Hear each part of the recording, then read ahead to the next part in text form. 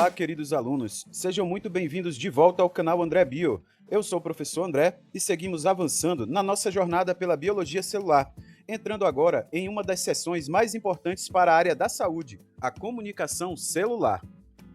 Hoje, vamos ampliar nossa visão para compreender como as células detectam sinais, processam informações e tomam decisões biológicas. Vamos explorar os princípios e mecanismos da sinalização intracelular, um tema central para entender a fisiologia, a farmacologia e diversas doenças. E antes de começar, aproveita para curtir o vídeo, se inscreve e ativa o sininho. Isso ajuda muito o canal a crescer e garante que você não perca as próximas aulas. Nesta aula, vamos entender como as células funcionam como sistemas de processamento de informação, capazes de detectar sinais externos e convertê-los em respostas coordenadas. Vamos estudar os diferentes alcances da comunicação celular, desde interações locais entre células vizinhas até a sinalização hormonal sistêmica. Em seguida, veremos como a especificidade dos receptores garante que cada célula responda apenas aos sinais relevantes, permitindo a integração precisa entre sobrevivência, proliferação e diferenciação. Também vamos classificar os principais tipos de receptores de superfície celular, entendendo como canais iônicos, receptores acoplados à proteína G e receptores ligados a enzimas iniciam respostas distintas dentro da célula. E, por fim, exploraremos os mecanismos intracelulares de transmissão de sinal, incluindo segundos mensageiros, cascatas de fosforilação e proteínas de ligação a GTP, que funcionam como comutadores moleculares de alta precisão. Para começar, precisamos entender que a sinalização celular nasce da necessidade básica das células interpretarem o ambiente onde vivem. Toda célula é um sistema sensorial ativo, ela não está isolada, monitora constantemente o meio ao redor, interpreta variações e transforma essas informações em respostas biológicas. Esse processamento é essencial para a sobrevivência, porque permite que a célula adapte metabolismo, crescimento e atividade funcional conforme as condições do ambiente. Nos organismos unicelulares, isso ainda é mais relevante. Como a célula é o próprio organismo, qualquer mudança ambiental impacta diretamente na sua sobrevivência. Assim, ela detecta nutrientes, evita toxinas e altera o seu comportamento, por exemplo, migrando em direção a fontes de energia ou ativando mecanismos de defesa, mostrando que a sinalização celular é uma estratégia adaptativa básica da vida. Nos organismos multicelulares, a complexidade aumenta. As células não respondem apenas ao ambiente externo, mas também a sinais vindos de outras células do próprio corpo. Esses sinais coordenam crescimento, diferenciação, resposta imune e manutenção dos tecidos, ou seja, a sinalização celular garante organização e cooperação entre bilhões de células. No centro de tudo estão os sinais químicos, moléculas mensageiras que carregam informação. Esses sinais são captados, processados e integrados por vias de sinalização que funcionam como redes de comunicação. É essa integração que permite respostas precisas e coordenadas, transformando estímulos químicos em decisões celulares específicas. Sabendo que as células se comunicam, agora vamos organizar os princípios que estruturam essa comunicação. Mesmo organismos unicelulares não vivem de forma totalmente isolada. Bactérias e leveduras conseguem detectar sinais químicos liberados por células vizinhas e ajustar o seu comportamento coletivo. Esse fenômeno permite coordenação baseada na densidade populacional, influenciando a mobilidade, produção de substâncias antibióticas, formação de esporos e reprodução, um exemplo de comunicação que já antecipa formas primitivas de organização social celular. Na evolução dos organismos multicelulares, essa comunicação se tornou muito mais sofisticada. Diferentes células precisam colaborar de maneira precisa para formar tecidos e órgãos funcionais. Isso é possível graças a moléculas sinalizadoras extracelulares, que podem agir localmente entre células vizinhas ou a longas distâncias, como hormônios, integrando o organismo como um sistema coordenado. Para que a informação externa tenha efeito, ela precisa ser reconhecida. Na maioria dos casos, isso ocorre por meio de proteínas receptoras, localizadas na membrana plasmática. Quando a molécula sinalizadora se liga ao receptor, ela muda de conformação e entra em um estado ativo, funcionando como uma porta de entrada do sinal para o interior da célula. Após a ativação do receptor, inicia-se uma cascata de sinalização intracelular. Proteínas sinalizadoras funcionam como intermediários que amplificam e distribuem um sinal até alcançar as proteínas efetoras. Essas efetoras executam a resposta final, alterando a expressão gênica, fluxo de íons, metabolismo ou organização do citoesqueleto. Em outras palavras, o sinal químico externo é convertido em uma ação biológica concreta dentro da célula. Depois de entender os princípios gerais, precisamos analisar até onde esses sinais conseguem alcançar no organismo. Na sinalização dependente de contato, as moléculas sinalizadoras permanecem ligadas à superfície celular e só podem afetar células que estão fisicamente encostadas. Esse tipo de comunicação é fundamental em processos como o desenvolvimento embrionário e a resposta imune. Mesmo quando parece atuar a longas distâncias, isso ocorre porque células estendem prolongamentos, mantendo o princípio básico de contato direto. Na sinalização parácrina, as células liberam mediadores locais no fluido extracelular, que atingem apenas células próximas. É uma forma de comunicação regional muito comum na coordenação de tecidos. Em alguns casos, a célula também responde ao próprio sinal que libera, configurando a sinalização autócrina, que funciona como um mecanismo de autorregulação. Para a comunicação de longa distância, rápida e precisa, os organismos multicelulares desenvolveram os neurônios. Eles conduzem impulsos elétricos ao longo de axônios extensos e, nas sinapses, convertem sinal elétrico em sinal químico por meio da liberação de neurotransmissores. E isso permite a comunicação direcionada entre células muito distantes no corpo. Outra estratégia de longa distância é a sinalização endócrina. Células endócrinas liberam hormônios na corrente sanguínea, que se distribuem por todo o organismo e alcançam células-alvo em locais distantes. Diferente da sinalização neural, esse sistema é mais lento, porém amplamente distribuído, permitindo a coordenação global de processos fisiológicos. Mas a comunicação só funciona se houver o reconhecimento correto, e é aqui que entra a especificidade dos receptores. Os organismos multicelulares utilizam uma enorme variedade de moléculas como sinais químicos. Podem ser proteínas, peptídeos, aminoácidos, nucleotídeos, esteroides, lipídios derivados de ácidos graxos e até gases, como óxido nítrico. Essa diversidade permite que diferentes tipos de informação sejam transmitidas com alta precisão, regulando processos que vão do metabolismo à diferenciação celular. Essas moléculas não são liberadas todas da mesma forma. Muitas saem por exocitose, outras atravessam a membrana por difusão e algumas permanecem presas à superfície celular.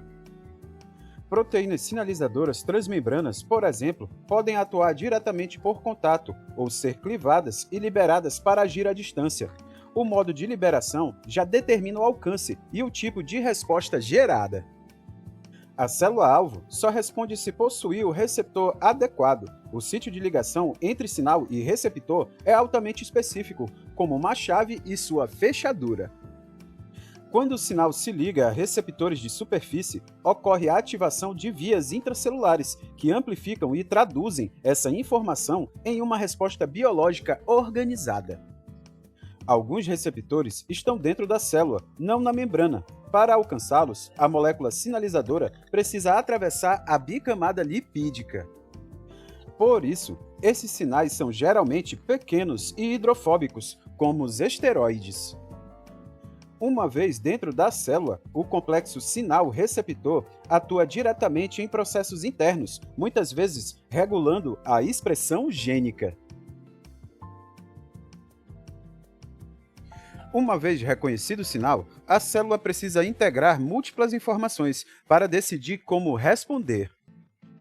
Embora a célula esteja imersa em muitos sinais ao mesmo tempo, ela não responde a todos indiscriminadamente. Cada tipo celular expressa apenas um conjunto específico de receptores e vias de sinalização. Isso funciona como um filtro biológico. A célula só escuta os sinais relevantes para sua regulação, garantindo respostas precisas e evitando a ativação desnecessária de processos internos. Na maioria das situações, um único sinal não é suficiente. A célula interpreta combinações de sinais que atuam em conjunto. Muitos tipos celulares precisam receber simultaneamente sinais de sobrevivência. Se esses sinais faltam, a célula ativa a apoptose, a morte celular programada. Já a proliferação exige outra combinação específica que estimula a divisão e a manutenção metabólica. A diferenciação celular segue uma lógica diferente da proliferação. Aqui, os sinais recebidos orientam a célula para parar de se dividir e assumir uma função especializada. Isso mostra que os sistemas de sinalização não apenas mantêm a célula viva, mas definem a identidade e a função, organizando o desenvolvimento dos tecidos. Um ponto fundamental é que o significado do sinal depende da célula que o recebe. A acetilcolina, por exemplo, pode reduzir a atividade elétrica do coração e, ao mesmo tempo, estimular a secreção nas glândulas salivares. O que muda não é o sinal, mas o maquinário interno da célula, proteínas sinalizadoras, efetoras e genes ativados. Em essência, o sinal extracelular é um gatilho. A resposta final é definida pelo estado interno da célula. Para entender essa integração, precisamos conhecer as principais classes de receptores de superfície celular. Os receptores ionotrópicos são essenciais para a comunicação rápida entre neurônios e outras células excitáveis. Quando um neurotransmissor se liga ao receptor, ele provoca a abertura ou o fechamento imediato de um canal iônico.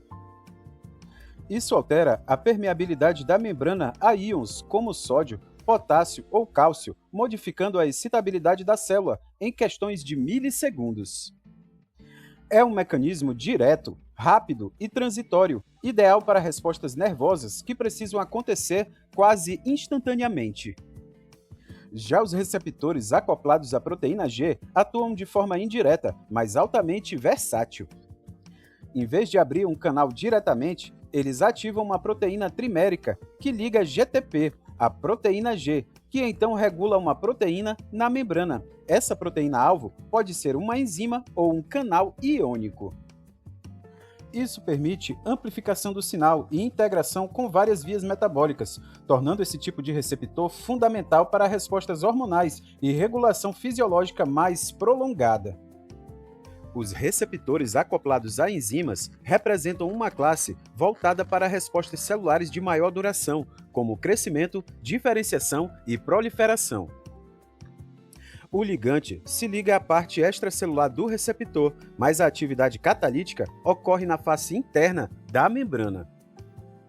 A maioria desses receptores funciona como uma sinase ou está associado a sinases, promovendo a fosforilação de proteínas intracelulares. Esse processo inicia cascatas de sinalização, que alteram a expressão gênica e o comportamento celular de forma mais duradoura.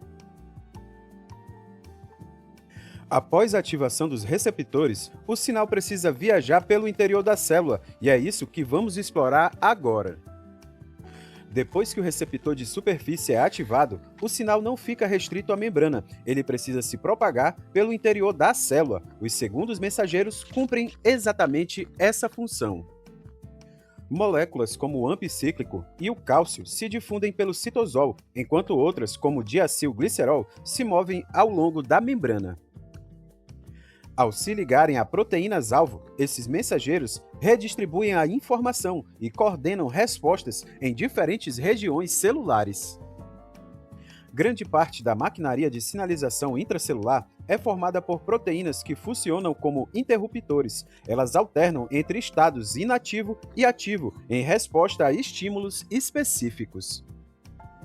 Esse comportamento garante que o sinal seja temporário e controlado, evitando a ativação contínua. É um sistema que prioriza a precisão, liga quando necessário e desliga quando a resposta já foi executada.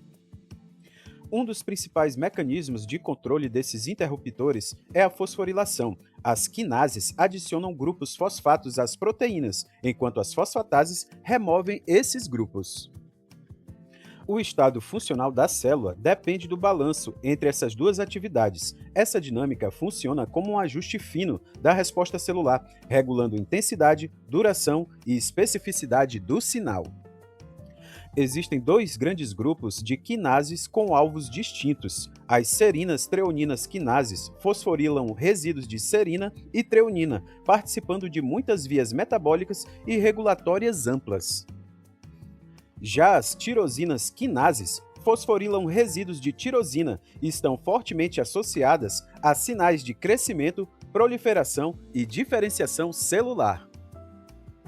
Ambas podem organizar cascatas de ativação, nas quais uma quinase ativa a seguinte, permitindo que um estímulo inicial pequeno seja amplificado em uma resposta celular robusta e altamente coordenada. Dentro dessas vias internas, algumas proteínas funcionam como verdadeiros interruptores moleculares. As proteínas de ligação a GTP funcionam como interruptores moleculares, baseados no nucleotídeo que está ligado a elas. Quando o GTP está presente, a proteína está ativa e transmite o sinal. Quando o GDP ocupa o sítio, ela se torna inativa. Muitas dessas proteínas possuem atividade GTPase intrínseca, ou seja, conseguem hidrolisar o GTP sozinhas, encerrando o sinal. Esse ciclo garante que a ativação seja sempre temporária e controlada. Existem dois grandes grupos dessas proteínas. As proteínas G triméricas estão diretamente associadas a receptores acoplados à proteína G e participam da transdução de sinais vindos da membrana. Já as pequenas GTPases, que são monoméricas, atuam em várias rotas de sinalização celular, regulando processos como o tráfego vesicular, organização do citoesqueleto e o crescimento celular. Ambas seguem o mesmo princípio de comutação, GTP por GDP, mas operam em contextos funcionais diferentes. O ciclo de ativação dessas proteínas é rigidamente regulado por proteínas auxiliares. As GAPs, ou GAPs do inglês, aceleram a hidrólise do GTP, desligando o sinal. Já as GAFs, ou GIFs, promovem a liberação do GDP e a entrada de GTP, reativando a proteína. No caso das proteínas G triméricas, o próprio receptor ativado atua como GAF, mostrando como o receptor controla diretamente o estado do comutador molecular. Embora muitas vias sejam representadas como sequências de ativação, a sinalização celular real é cheia de etapas inibitórias. Duas inibições em sequência podem gerar um efeito final de ativação. Além disso, os comutadores podem ser regulados por outros mecanismos, como a ligação a segundos mensageiros, interação com proteínas reguladoras ou modificações covalentes, como a ubiquitinação. Agora vamos ver como toda essa rede mantém a precisão e confiabilidade, mesmo em um ambiente celular complexo. Ainda que compartilhando o mesmo citoplasma, as moléculas de sinalização conseguem interagir de forma altamente seletiva. Isso acontece porque proteínas sinalizadoras, como as quinases, reconhecem sequências específicas de aminoácidos em seus alvos e possuem regiões de ancoragem que aumentam a afinidade da interação.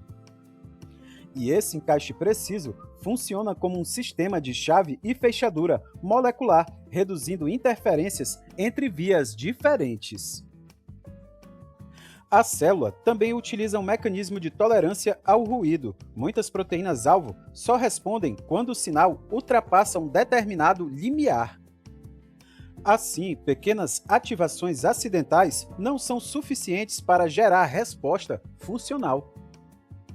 Além disso, a atividade contínua das fosfatases remove fosfatos indevidos, funcionando como um sistema de limpeza que evita a propagação de erros.